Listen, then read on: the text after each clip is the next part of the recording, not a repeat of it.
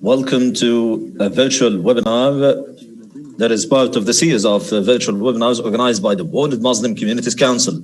The World Muslim Community Council is an expert house in supporting the organizations and groups working in Muslim communities to regenerate their intellect and enhance their performance to achieve a single objective, which is integrating Muslim communities in their own countries in a way that ensures that the members of those communities become full citizens and continue to embrace their Islamic identity.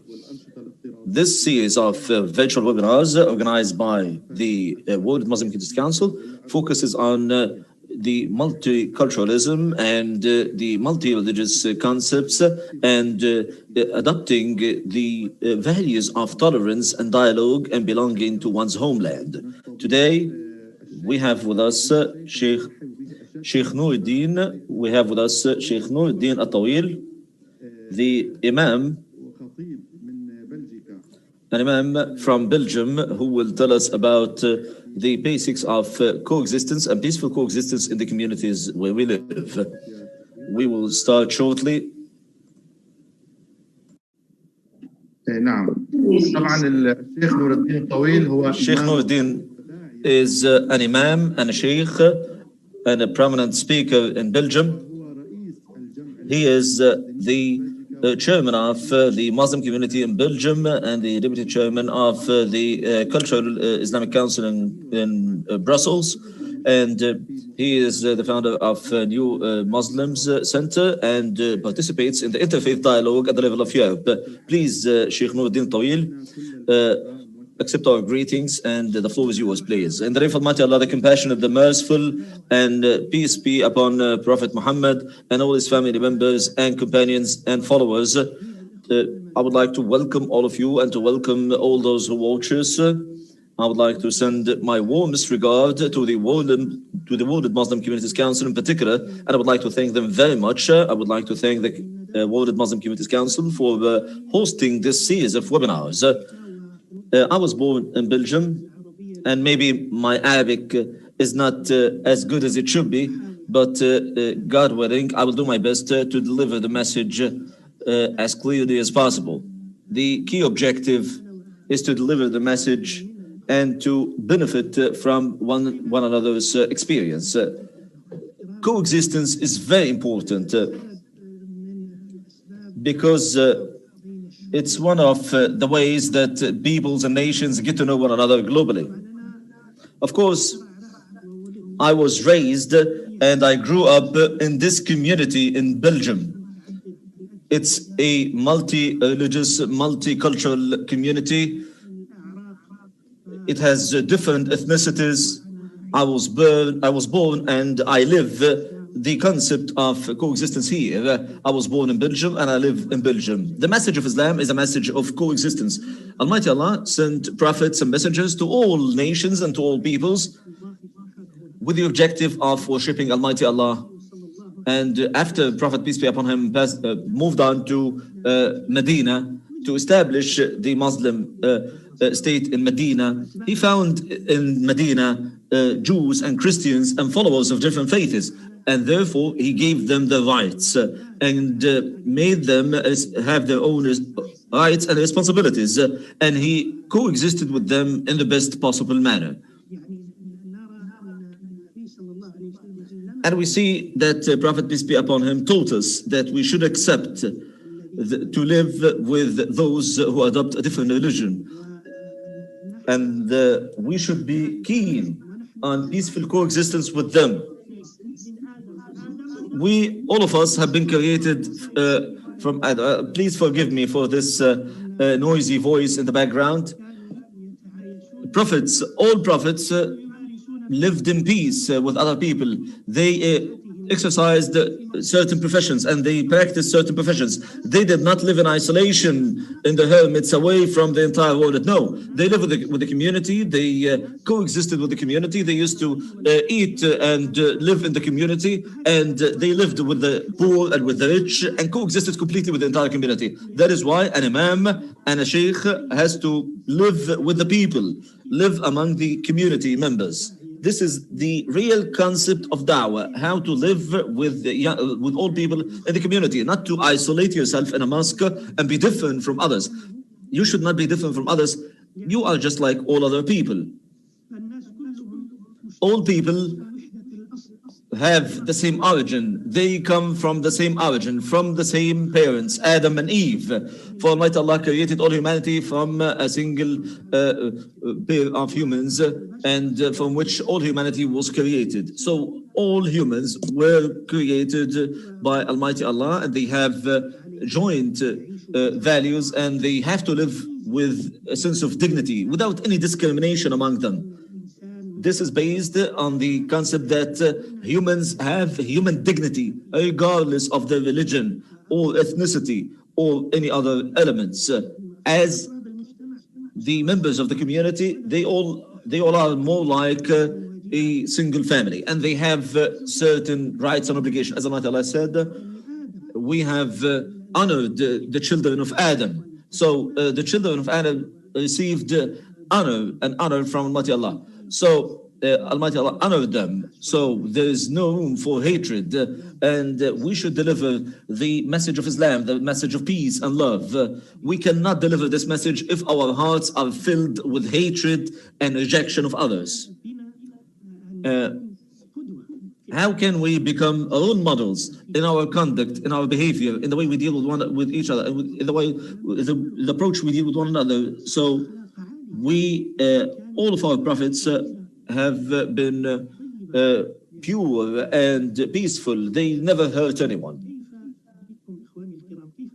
Our dear brothers and sisters, how can we claim that we are imams and delivering the message of Almighty Allah to others and reject other people? We cannot reject Jews and Christians and non-Muslims.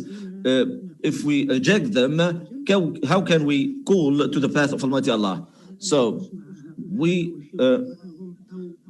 should not say that we don't like to live with them or work with them or travel with them or convene in meetings and events with them. We should be keen on that. I'll give you an example. Here in Belgium, we succeeded in establishing genuine dialogue and have real participation in social life. For example, we have joined sports and cultural activities. Even it's not necessary to be religious activities, so we can participate in them. Being able to live in the community and peacefully coexist in the community, you live in a certain city, and you live in a certain village where there are Muslims, Jews, Christians. You should seek to have friends.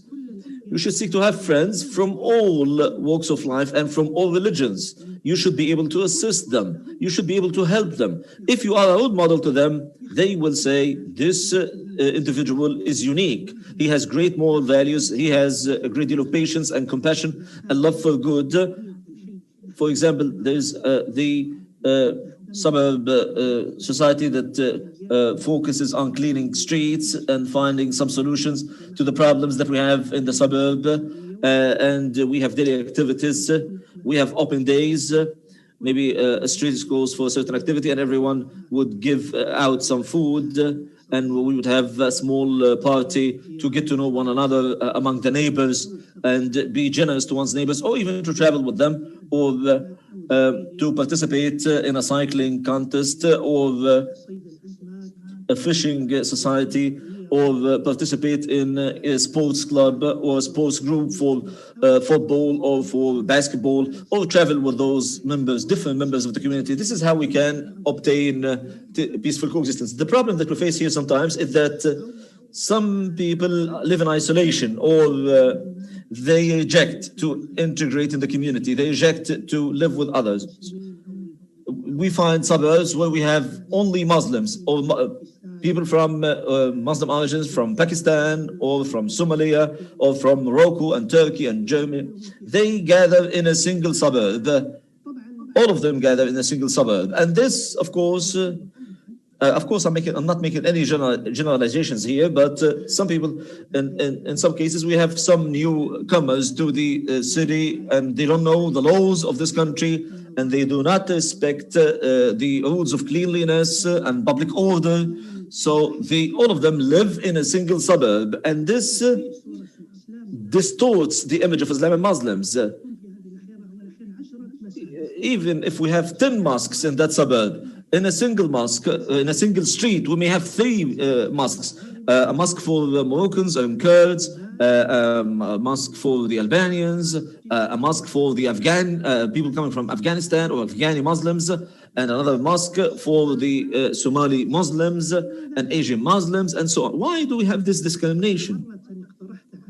One day I proposed among some of our brothers in a meeting for the Mosque Federation, I advised them to sell all the buildings that they have and to put those funds in a joint fund and to have a strategic plan of what we will need in the future, what we will need as a Muslim expatriate group living here or as Muslims living in this community.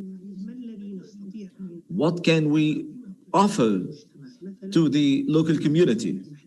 For example, how many mosques do we need? How many sports centers do we need?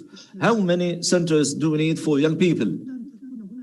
We need to have a well-studied plan. We have random work in terms of Islamic work. This is why we have not achieved much progress.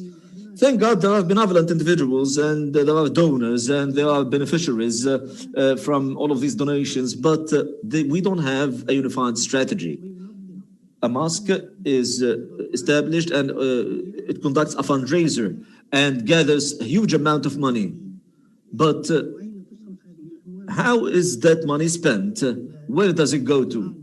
What does it go to? It goes to building more walls without any strategy and without any outcome. That is why Islamic work should be organized.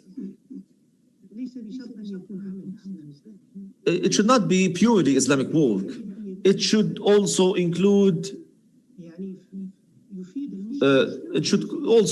social work or activities that benefit the entire community, activities that benefit the entire country. Because you are living in a country and in a society, you should shoulder the responsibilities of this community. You should be keen on benefiting this community. You should be keen on the development of the country where you live and boost its security and be keen on providing benefits to those who live in that community and supporting the elderly, for example, and to seek to find solutions and to have participation even with political parties and to convene with them and to give out your opinion and express your opinion and discuss laws and regulations and to give them advice to be highly beneficial to the country where you live. This is something that I've been preaching for many years. I was raised here in Belgium and I've learned Arabic in Belgium. I did not speak Arabic in the past. When I was young, I did not speak Arabic. I learned Arabic and I studied Arabic and I traveled to Arab countries to benefit from those aspects of knowledge and to bring back this knowledge to people in Belgium. So we should respect all individuals. Almighty Allah does not forbid you from those who do not fight you in your religion and do not drive you out of your homes to be just and compassionate with them. So people should be compassionate. Muslims should be compassionate and should be just to others. This is something that should be manifested in our conduct. Praise be to Almighty Allah. Of course, when we returned from studying when I finished studying in a number of institutes and Islamic universities, the first thing that we conducted here is communication with the societies that pay attention to interfaith dialogue. And I participated in a number of meetings with them, praise be to Almighty Allah. And every week we used to visit a mosque or a synagogue or a temple or a church, even Buddhists. And the followers of other religions, the Krishnas, the Christians, the Christian community, with all the different sects, Catholic, Protestant, and Mormons, and others. Praise be to Almighty Allah, we initiated dialogue with them. And this has been going on for many years. Actually, we faced some difficulty. Even when I received the delegations that were visiting the Islamic Center or the mosque, I would communicate with the officials at the Islamic Center. I would tell them that on this particular day, we will have a number of visitors coming to the mosque. I will have a number of leaders or a number of the students or a number of non-Muslim individuals who will come to visit the mosque. And they say they have to be wearing veil and they have to be doing this and we have to take all the precautions, so and so. Come on. We need to be fully aware that those have come to get to know our religion. We should not impose any restrictions on them. The objective here is to communicate with them. Thank God we welcomed thousands of non-Muslims and we tried to introduce the religions to them. And we also wanted to know the religions because we don't know much about the religions. In the 1970s and the 1980s, we had imams and sheikhs here in mosques, and they would call for jihad, and those are the Jews and Christians, and Almighty Allah curses them. And even we as young individuals, we were still seeking our pathway in life. When I heard such imams back then in the 1970s and 1980s making this type of rhetoric, when a young man or a child back then, I had Jewish friends and Christian friends, and they would say, how do they do that? I did not understand that type of rhetoric, extremist rhetoric. I did not understand that extremist rhetoric at all. But this has changed now. And I would like to express my appreciation and gratitude to the United Arab Emirates for adopting the approach of communicating with the entire world. Now the UAE is a role model at the international level in this domain. That is why, ladies and gentlemen, and our dear brothers and sisters, this is something that has a major impact on people's feelings. When we have a new Muslim, I'll tell you a story. When I was 16 years old, a Belgian woman came to me and said, I have embraced Islam, but my husband does not love Islam and hates Islam and Muslims and Arabs. But he loves me, and he brought me to the mosque. He respected my decision. And I went to the other imam, and the other imam asked me to divorce my husband. He said he's an infidel and an enemy to Islam, and you must divorce him. So she told me I cannot divorce my husband. What can I do? I sat with her and I spoke to her extensively. And he said, and I told her, you should be generous to your husband and deal with him kindly, and we supplicate Almighty Allah to guide him to the righteous path.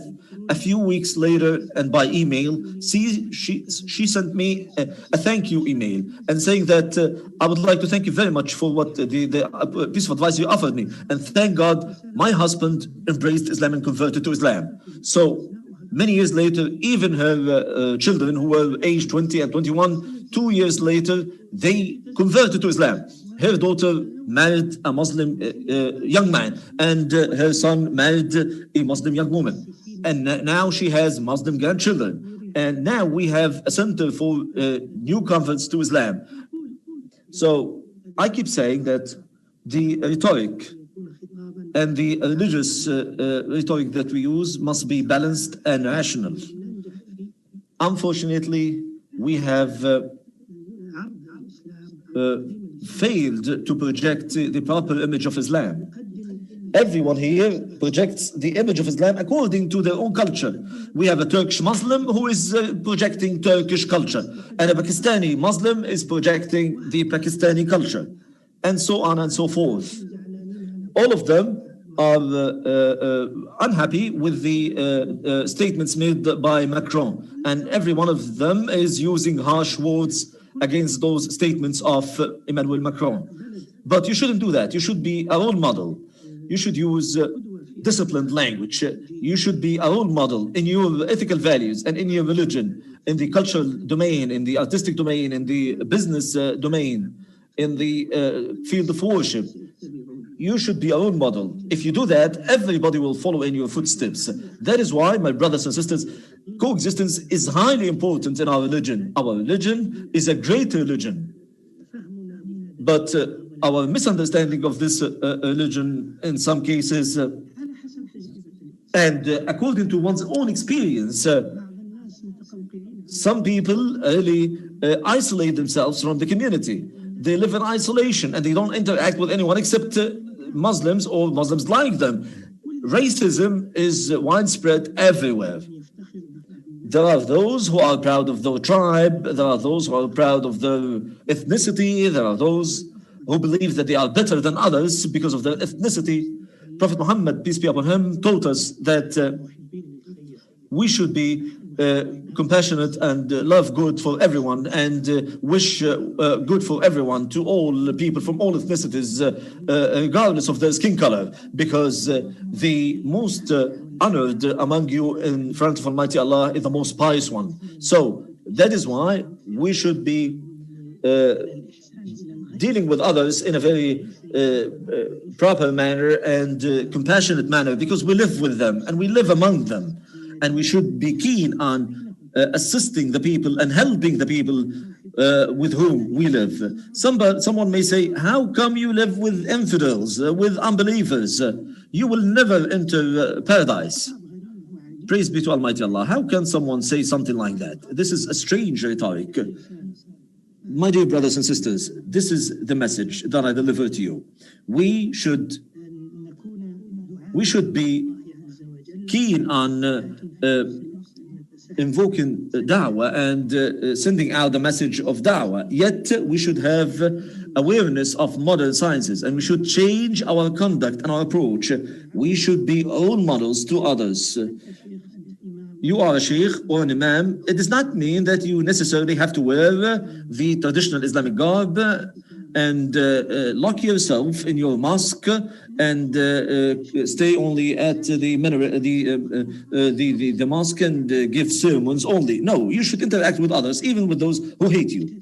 I live in an area where many of them vote for right-wing parties. I live with them and I interact with them. I will tell you a story of an event that took place. It took place more than 20 years. I work in a transportation company and I sit with a number of colleagues. Most of them are not Muslims. One of them was an extremist who rejects Arabs and Muslims entirely. And he had been working with me for a while, and I was dealing with him with a great deal of respect and dealing with him kindly. So one day he came and started weeping. I listened to his problem and I listened to the issue that he has. He was a member of, he was one of the active members of a right-wing party. And he said to me, you are different from all my Belgian friends. And I said that I'm a Muslim and we love good for everyone. And we want everybody to be in good condition and happy. So his perception of Islam was radically transformed and changed completely. We should be kind to others, to everyone, even with those who disagree with us, even with those who hate us.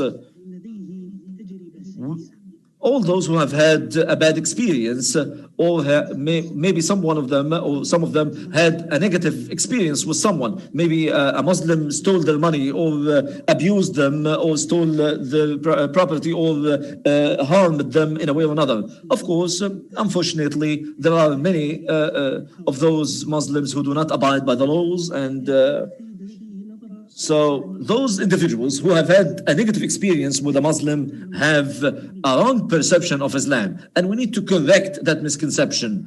We can do that by dealing with those individuals in a way that is compassionate and kind, and offering help, and to be the way and to act the way Almighty Allah wanted us to, and to follow the example of Prophet Muhammad, peace be upon him. There are many examples in the Prophet's tradition and in the Prophet's life of how Prophet Muhammad, peace be upon him, used to live in Mecca and how he used to live in Medina.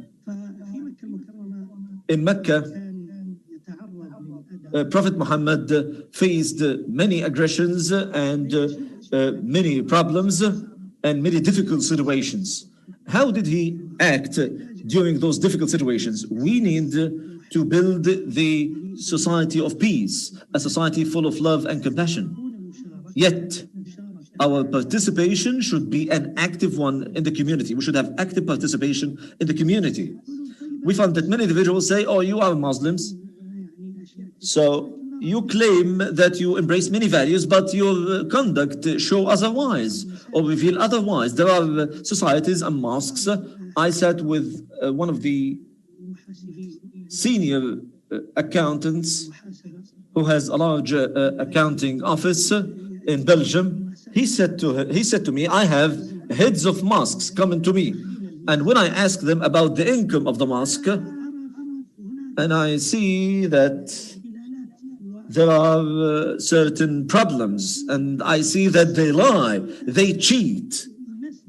How come the head of the administration of a mosque be so doing such things or committing such bad deeds? And this is really causes a great deal of perplexity and confusion among those individuals. So we have many issues that we don't respect. We have many values that we don't respect and do not uphold.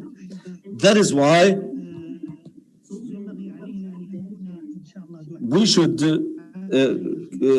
be keen on calling to good deeds and projecting the true image of Islam.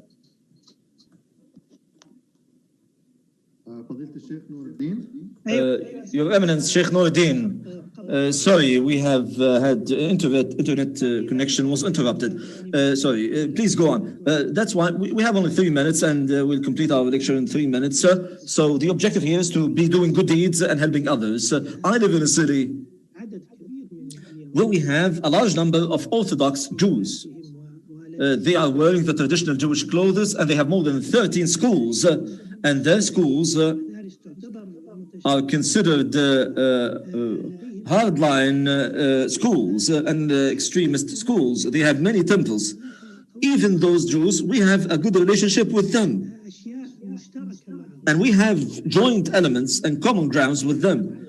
Things that have to do with religious practice, and there are political parties that want to introduce laws and pass laws that are restrictive to all religions. So we cooperate with those Jews to face these common challenges. So we should be keen on providing good deeds and conducting good deeds and helping others. Thank you very much for giving me this opportunity to speak to you. May Almighty Allah bless all of you, and I'm more than happy to answer your questions. Thank you very much, Sheikh Noureddin Tawil. Thank you very much for all what you have pointed out and all the information you have kindly pointed out, and the examples and stories you have told us about peaceful coexistence, whether in Belgium or in generally at the international level.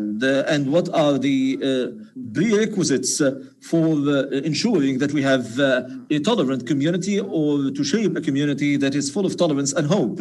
You have spoken of noble morals and sublime values, and how we can be role models in this regard, and how we can get to know other people's religions so that they would also get to know Islam.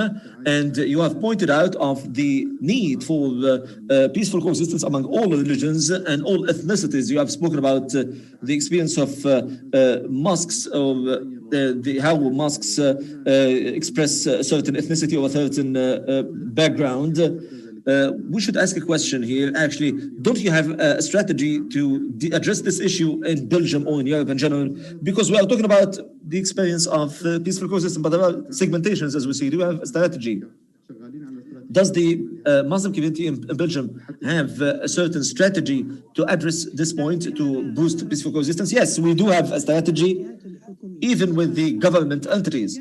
We seek to have mosques or Islamic centers that will be dedicated to all Muslims and not to people from a certain ethnicity or background, because the mosques that we have now are more like cultural centers. They represent the country of origin, or the culture of the home countries of the people who established them. 20 years ago, I said this to Muslims. When I go into a mosque, I don't want to see in front of me the flag of Turkey, for example. I don't want to see the Turkish flag in the mosque. I came to the mosque to worship Almighty Allah, not to visit a certain culture.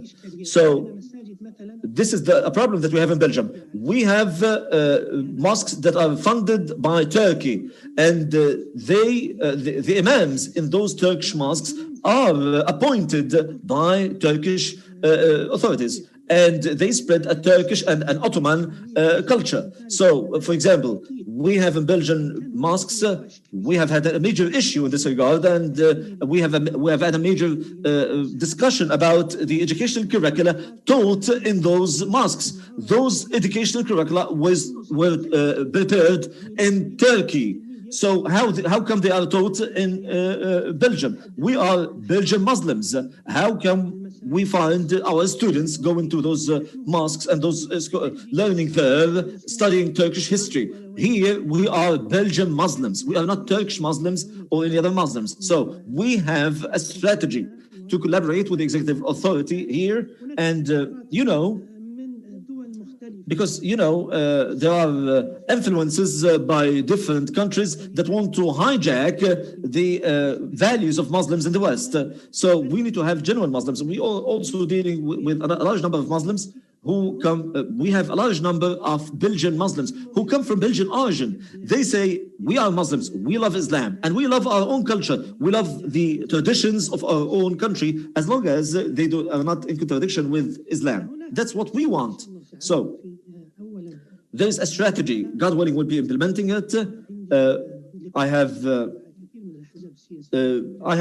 interactions with many political parties and political figures and the members of the Muslim community to shape a project for regulating mosques. Even in Muslim countries, we have future plans for management of mosques.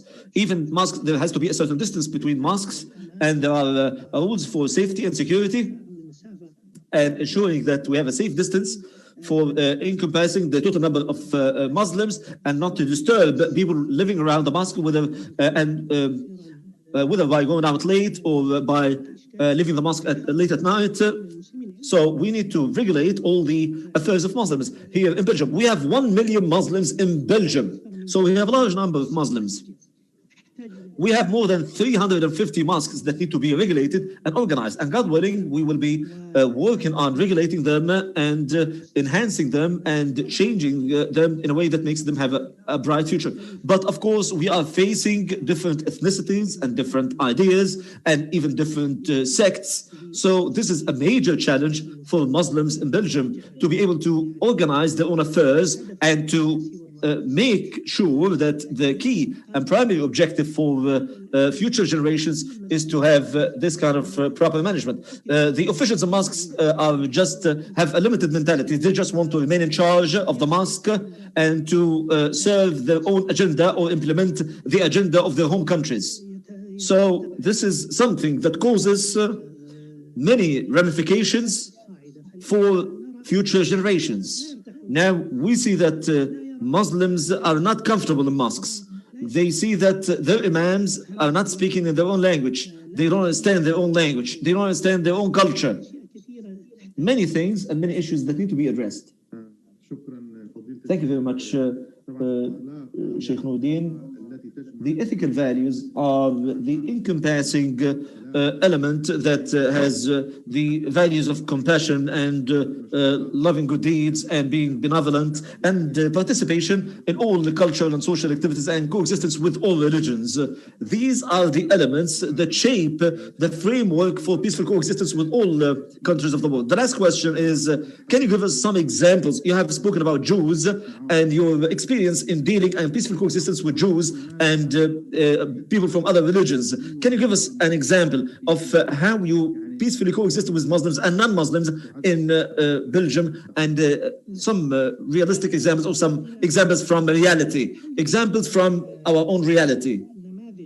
So we have many such examples of Muslim young people who have successfully achieved great things in Belgium. We have a Muslim Speaker of Parliament. He comes from Moroccan origin, and he prays with us in the mosque. Now we have in the new government in Belgium, we have two ministers. One of them is from a Moroccan origin, and another one is Iraqi. Both of them are Muslims. So we have many members of parliament and many members of municipality councils who are Muslims and who participate actively in the development of Belgium. We do have peaceful coexistence, but in many cases, in order to be in middle ground between the first generation and the second generation. For example, we had a young man from a Bengali origin, and he wanted to marry a lady from a Moroccan origin. Both parents rejected this marriage. They said, this is an Italian individual. He is not from Arab origins. How come he marry our daughter? So I sat with them and I discussed it with them. And I said to them that they should be open-minded. And thank God they accepted him and let him marry their daughter. So we have many such examples, but we still have some extremist families or families adopting hardline approach. So peaceful coexistence means that we can marry one another and we can live with one another.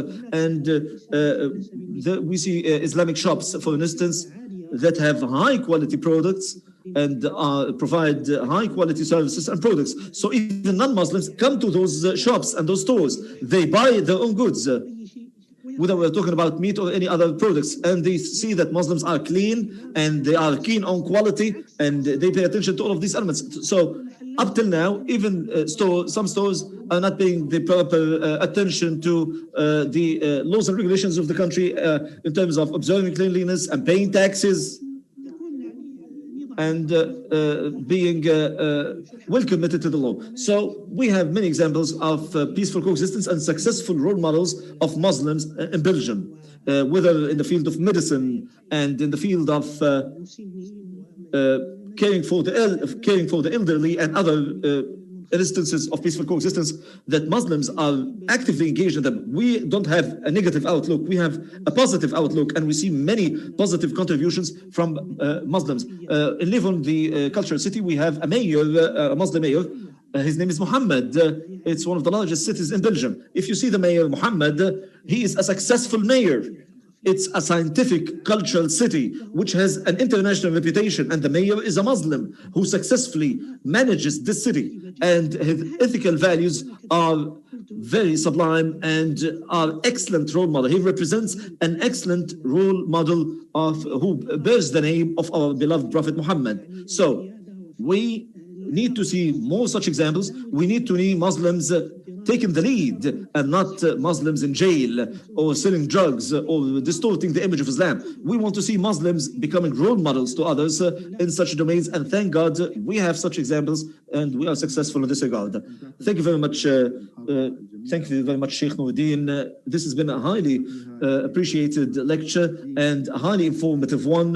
You have shown that Islam does not contradict having a sense of belonging to one's home country or to one's homeland or the country where we live.